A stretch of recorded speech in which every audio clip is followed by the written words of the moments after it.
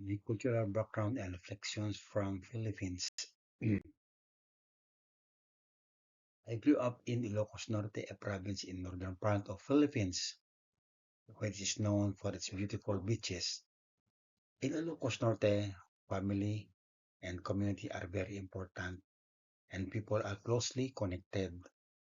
The culture is a mix of native Filipino traditions and influences from Spanish colonial periods which can be seen from our festivals, architectures, and daily life. I have a small family. I am married to my lovely wife and we have two children.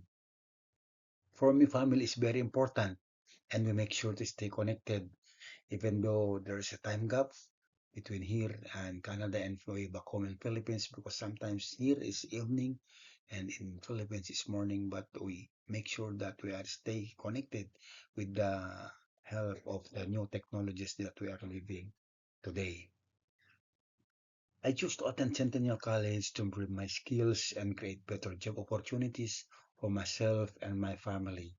I know the college offers programs that will help me grow professionally and be more successful individual here in Canada and also gives me a chance to meet people from different backgrounds and cultures and adjust to life here.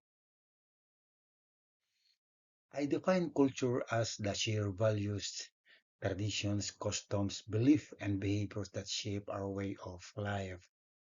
It includes how we interact with family, friends, and the community, as well as our practices in foods, music, and celebrations.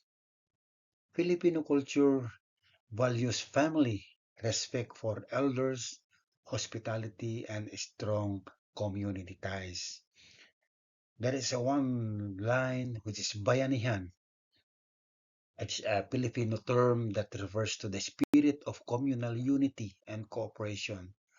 It came from the word bayan, which means community or town. Bayanihan is when people come together to help one another, especially during times of need, such as national calamities or disasters. A common example is when neighbors help a family move their house by carrying it to a new location, which is done by literally lifting the house on their shoulders as shown on the slide. This tradition represents the Filipino value of solidarity, teamwork, and helping with one another without expecting anything in return. It shows how important community and mutual support are in Filipino culture. In my family, the most status is held by my wife, as she is the one who takes care of our children and manages the home while I'm studying here in Canada. In our family, gender roles have traditionally been defined with my wife focusing on raising our children and managing household responsibilities, while I have been the primary provider as always practiced in Philippines. However, we both contribute to decision making, especially with our children. And I always welcome and value her input and suggestions in all matters. Even though we are separated while I'm here in Canada, we continue to share responsibilities and support each other from far.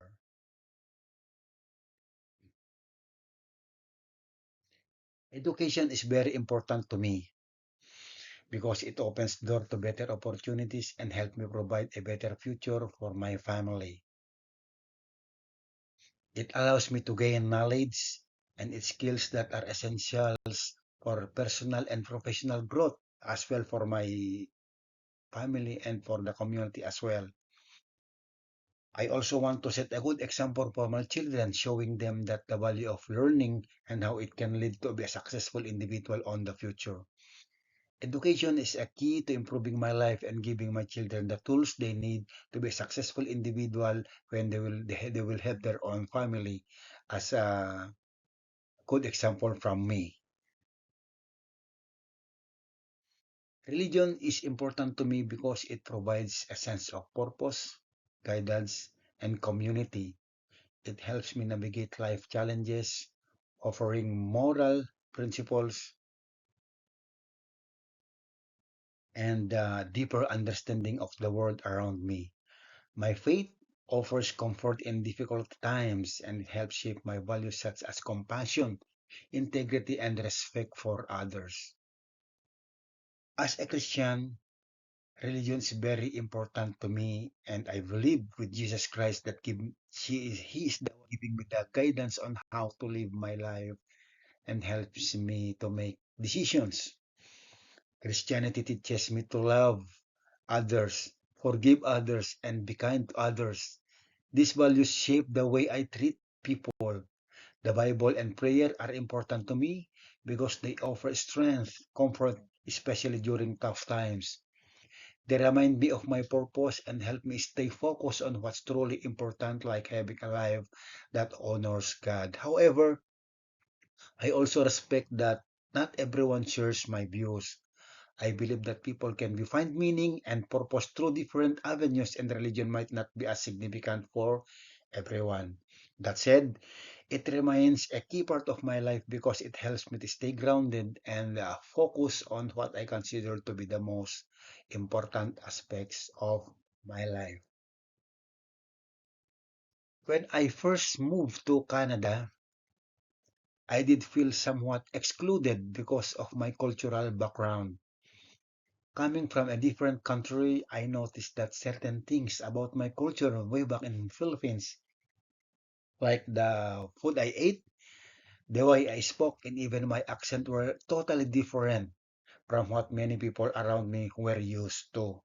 At first, this made me it harder to connect with others. However, over time, I realized that while there were cultural differences, many people were open to learning about my background, and I also learned to embrace my culture and share it more confidently with them, and help me build connection with others who are interested in learning different cultures and sharing my cultures from my own native land.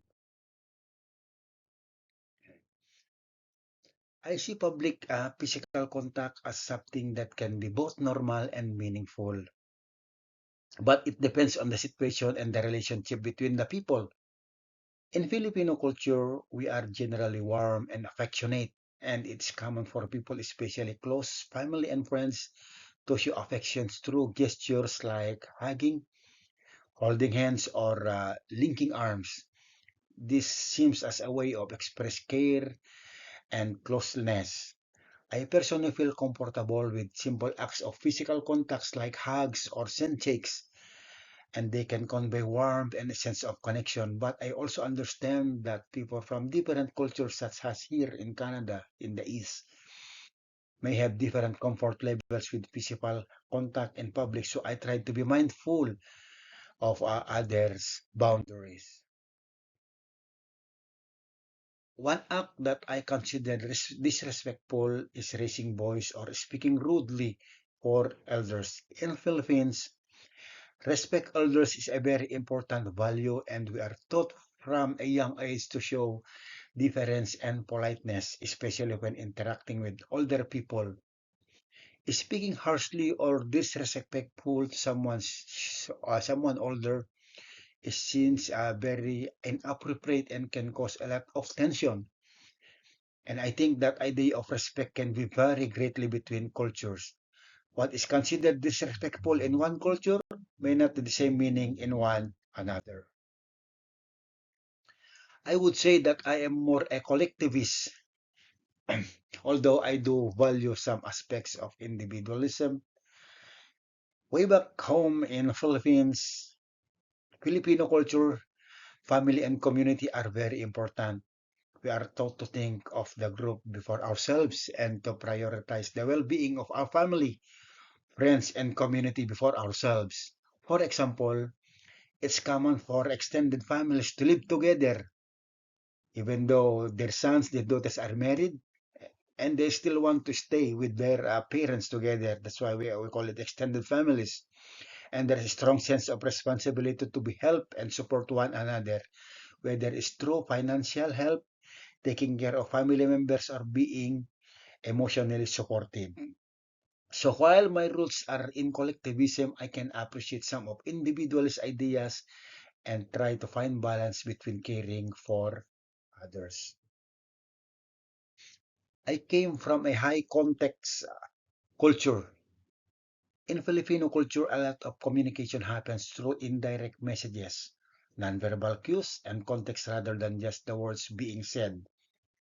For example, when talking to someone, the tone of voice, body language, and even silence can carry a lot of meaning. For instance, if someone is upset, they will not say it directly to you, but you can usually tell from their behavior or the way they act around others. It's about reading between the lines.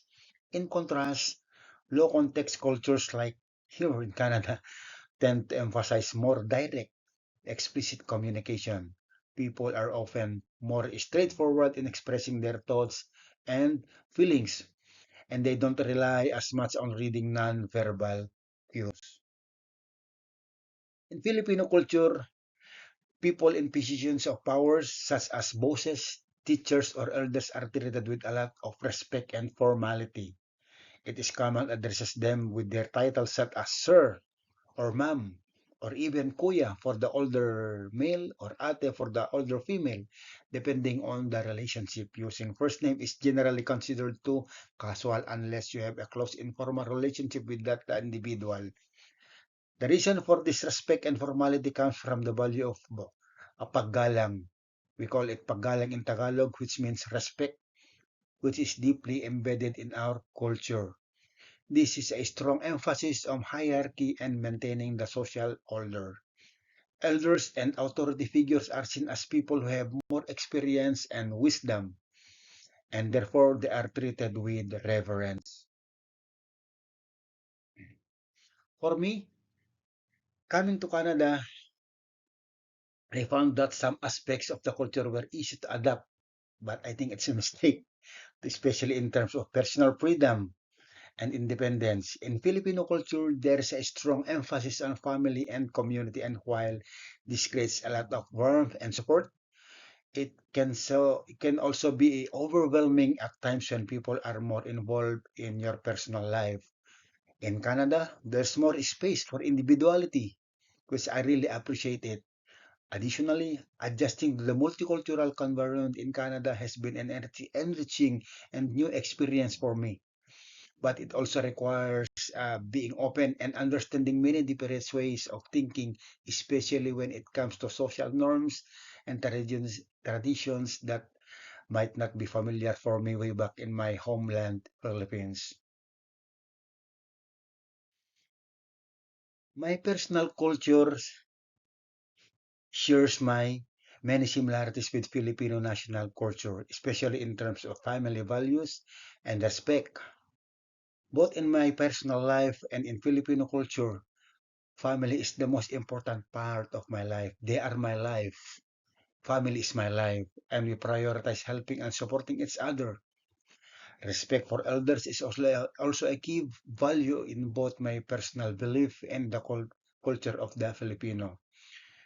We are also taught to always show deference to older people, and I follow those. And always follow this in everyday life. Filipino culture emphasizes close family ties and independence, but I personally value a bit more independence and having my own space. When it comes to communication, Filipino culture tends to be more indirect, often using nonverbal cues and contexts to convey messages, while I prefer to be more direct and clear, especially in professional settings. Lastly, while Filipino culture maintains more formal relationship with authority figures,